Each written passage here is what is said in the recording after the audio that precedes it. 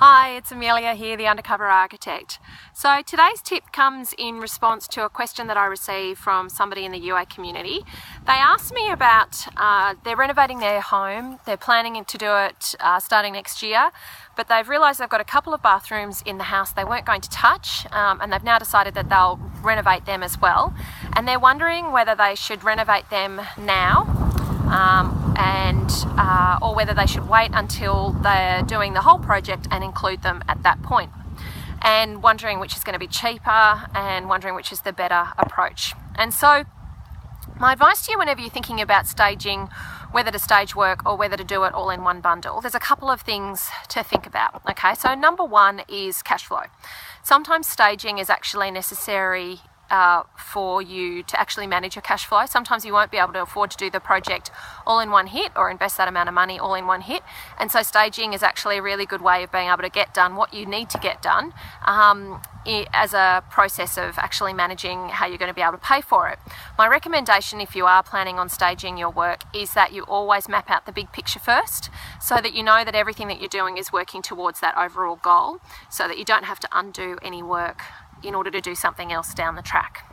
The second tip that I have is to think about your capacity to manage the work. So if you're thinking about, doing an extension down the track, but you want to do something in the house now, chances are you probably will get a builder to do the extension, but you might be managing the projects in the house on your own. And it's just a case of actually understanding, do you have the capacity to project manage that? Are you going to be able to do that yourself? Or is it better just to bundle it up with the builder's work down the track and have one person managing all of that work then, so that you don't have to worry about the pressures on your time now in order to get it done?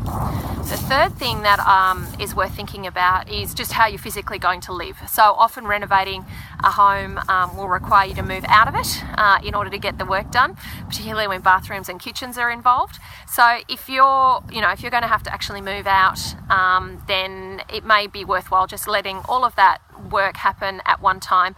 Renovating can be really, really messy when you're living around it, dust and all sorts of things. So if you've got little kids that are going to get access to tools and materials and that kind of stuff, sometimes it's just less headaches, less stress to think about actually putting it all off until you're doing the big project, and then you can just move out, have everybody out of the way, and get it all done a lot faster with a lot less stress in one hit. And the fourth thing to think about is just this idea of economies of scale.